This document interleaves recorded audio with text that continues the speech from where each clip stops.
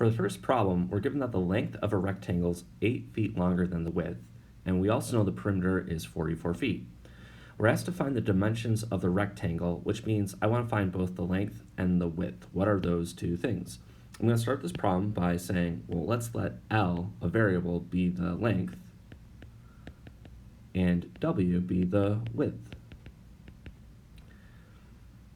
Sometimes drawing a picture can help, so I'm going to just draw that off to the side over here. So I have my rectangle, where this is the width and this will be the length, L and W. I want to somehow create equations that connect these two things together. And in this very first sentence, it says the length of a rectangle is 8 feet longer than the width. That means the length is equal to the width plus 8. Just to make sure that this is right. If we add 8 to the width, we get the length. So let's go over to our picture. So this is the length, the width, the length, and the width. You could label this as L, W, L, and W. But also, we just created this equation that says, well, L is the same thing as W plus 8, and this is W plus 8. So there I'm just going to my picture and filling out a few things. We are also given that the perimeter of the rectangle is 44 feet. Now, perimeter means the distance around this object if you were to add up these sides together. So I'm going to do that. The perimeter is going to be W plus L plus W plus L. So let's list this out. If I want the perimeter, that's W plus L plus W plus L. And we're given that this is a total of 44 feet. Let's work on this equation a little bit. This is the same thing as 2W and 2L is equal to 44. You can divide both sides of this equation by 2 if you divide each term by 2, giving us W, L, and 22. And at this point, I think we can now solve for both L and W. I have one equation here. I have another equation up here. What I'm going to do is put W plus 8 in place of this L and solve for W. So I'm taking two equations and I'm combining them into one. All right, so that is, I'm going to take W plus 8 and put it in place of this L, creating the equation W plus 8 is equal to 22. That is one equation with one variable. That's 2W plus 8 is equal to 22. I'm going to subtract 8 from both sides. I get that 2W is equal to 14. And from here, I'll divide both sides by 2. Let's copy this over again. If I divide both sides by 2, I get that W is equal to 7. And that's 7 feet. So the length of the width must be 7 feet on both sides. If you want to know what the length is equal to, well, we can put 7 in place of W to solve for L. So let's figure that out too. So if I want to know the length, it's got to be 7 plus 8, which is equal to 15 feet. So if we put this all into the picture, I know that the width is 7, so this side is 7, this side is 15, this side is 7, and this side is 15 as well. It should be that the sum of those things is equal to 44, and it is. So that's the process here. To figure out the length and the width, we set up two equations, combine them into one, solve for W, and then solve for L. For the second question, suppose you have $3.70 in dimes and quarters, and that you have 5 more quarters than you do dimes. Using that information, how many of each type of coin do you have? So again, I think starting with defining some variables would be a good idea. So I'm going to let Q represent the number of quarters, and therefore, I guess, D represent the number of dimes that we have. And I somehow want to get two equations that we can combine into one to solve for my two variables.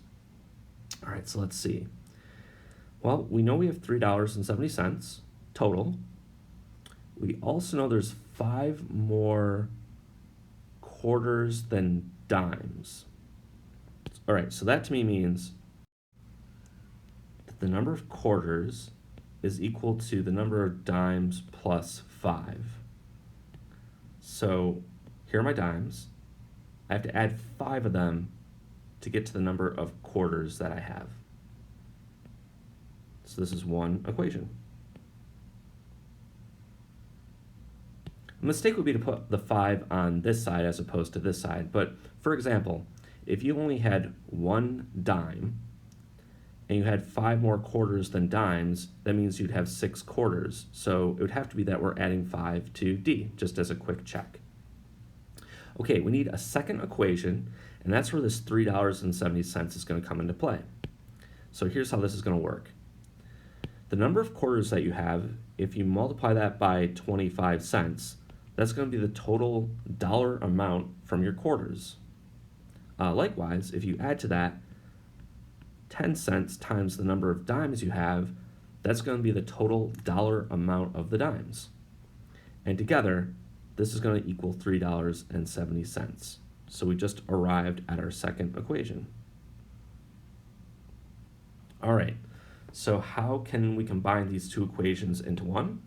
What I'm going to do is take this D plus 5 and substitute it in place of Q. So let's write that out. So we get 0.25. Instead of Q, I'm putting D plus 5. Then plus 0.10D is equal to 370. This is an equation that we can solve for D.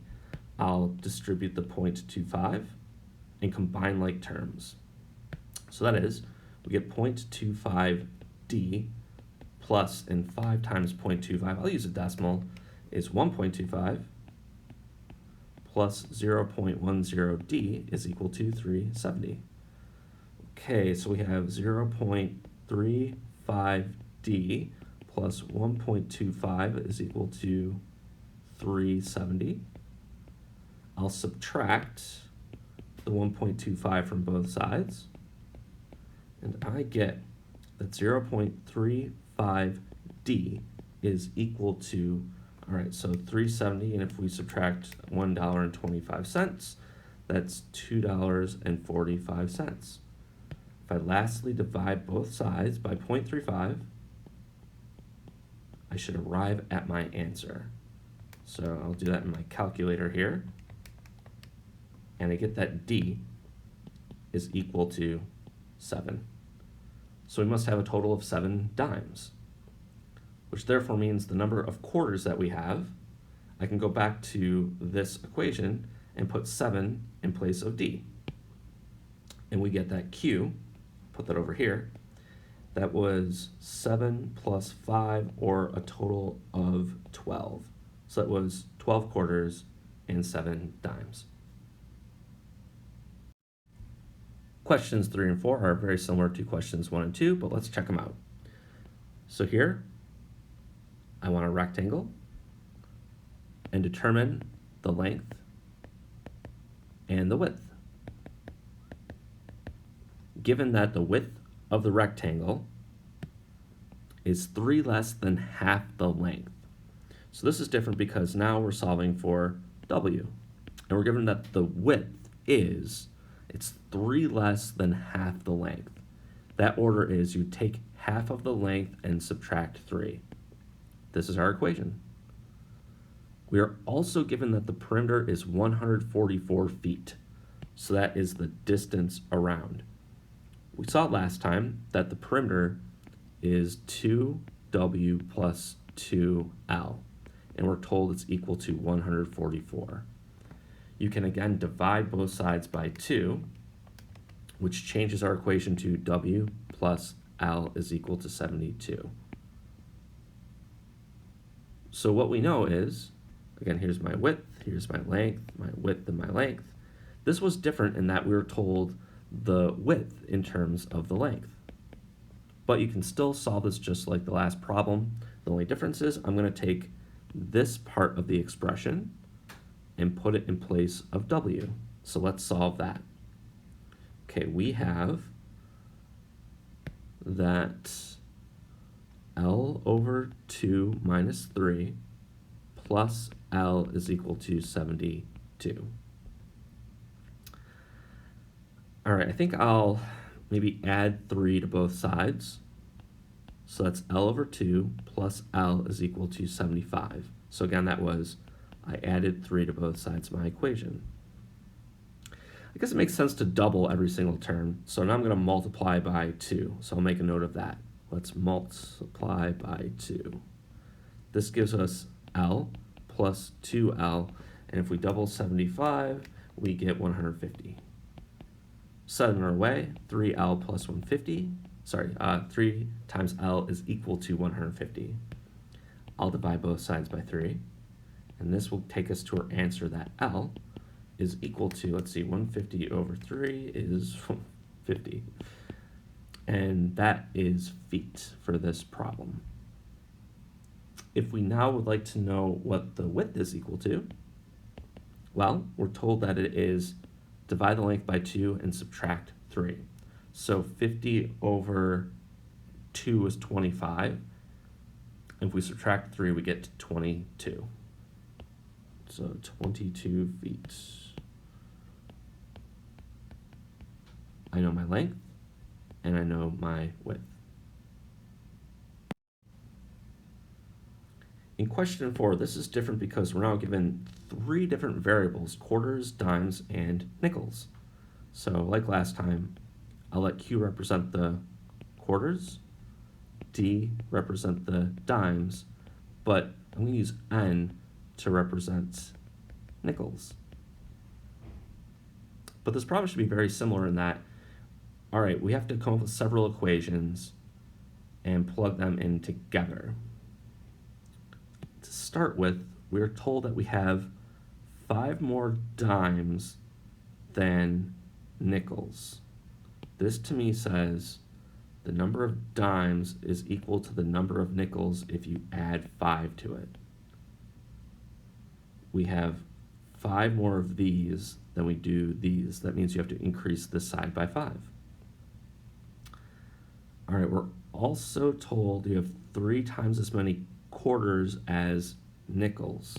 So that means you have 3 times the number of nickels to get the number of quarters. So this time it was different because we had 2 different equations, one for dimes, the other for quarters, and those depend on nickels. Now we have $48.20. So my next equation is going to be, well, 0.25 times Q is the dollar amount of the quarters. 0.10 times D is the dollar amount of the dimes, and 0.05 times N is the dollar amount of the nickels, for a total of $48.20. I'm going to start making a substitution. In place of D, I'm going to put N plus 5. In place of Q, I'm going to put 3N. Let's see what happens.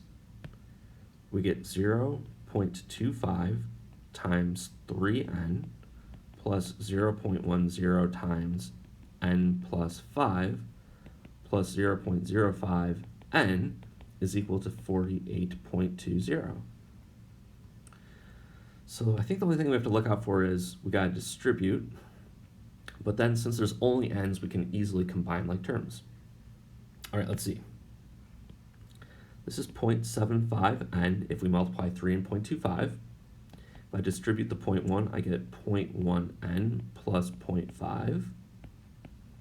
And then I have 0.05n. That still is equal to 48.20. Okay, so if I add up the number of n's, that is 0.9. And that leaves me with 0.5. I'll subtract 0.5 from both sides.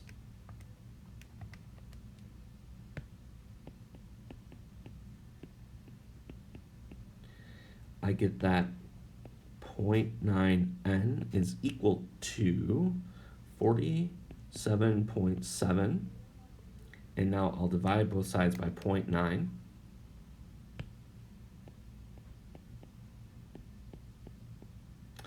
And I get that n is equal to 53. That's the total number of nickels. If I want the number of dimes, I will add 5 to that number, which gives me 58. And if I want the total number of quarters, I'm going to multiply 53 by 3, which gives me 159.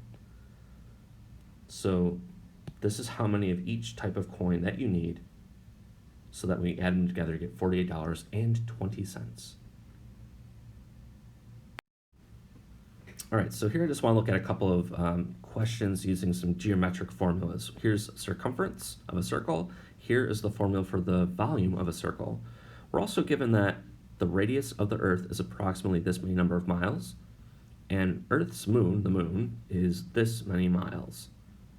Using all that information, let's check out number 5. Determine the circumference of Earth and its moon. So that means we can directly go to this formula here, which tells us that if you know the radius, you can determine the circumference. So, starting with Earth, that's 2.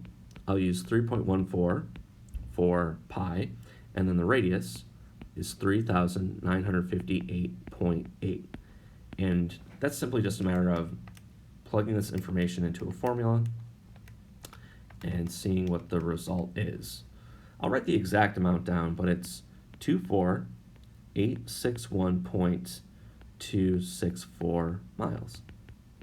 You could round that if you want. I mean, really, this is an approximate value. You could say like 24,861. That would be acceptable too.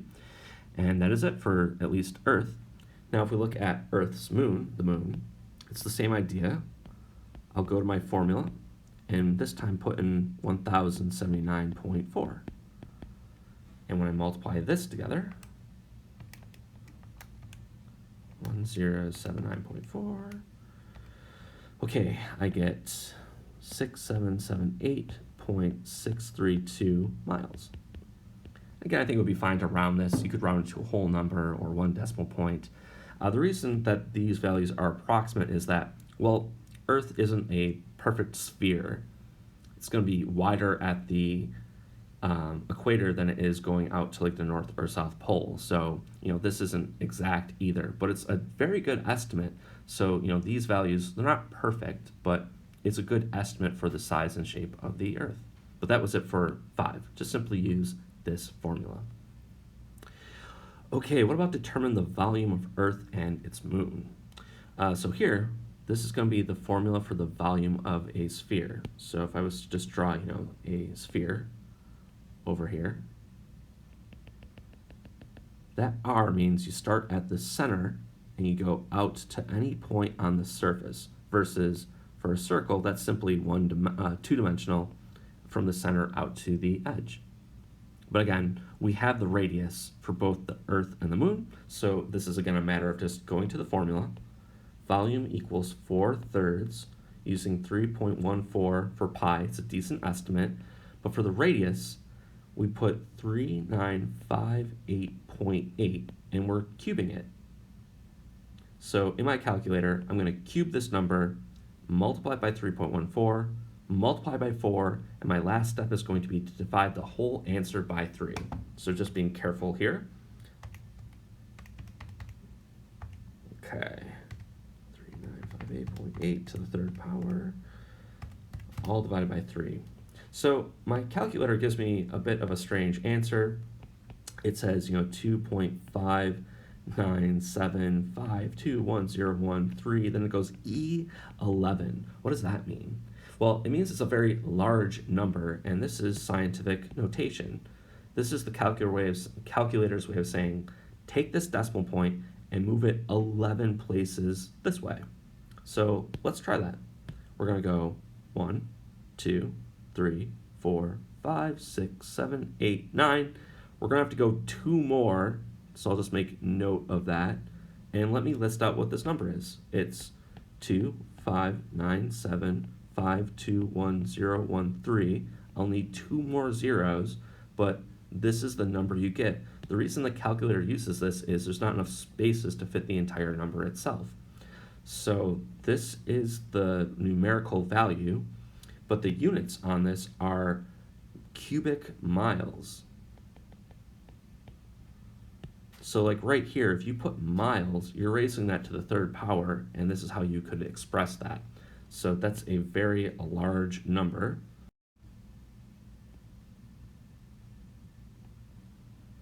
Okay, so yeah, that's, okay, hundreds, thousands, millions, that's billions of cubic miles, so a very large value.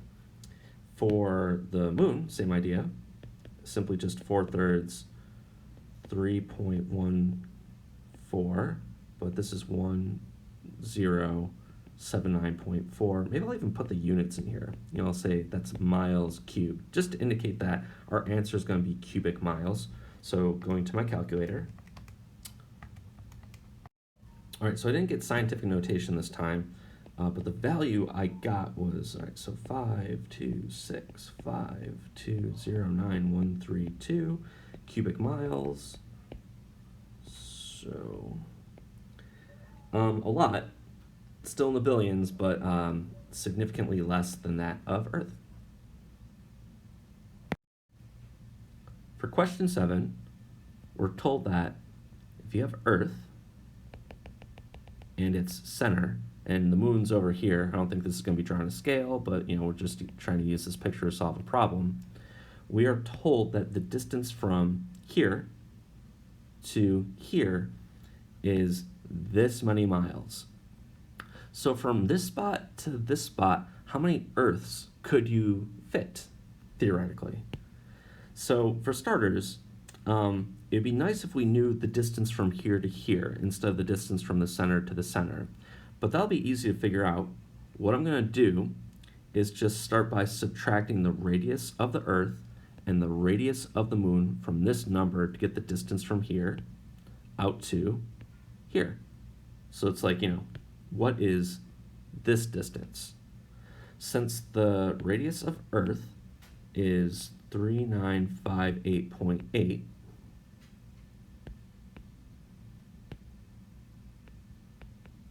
and the radius of the moon is 1079.4, I can take these two numbers, subtract them from this value, write my calculator, and write it here. So I'm going to do that next.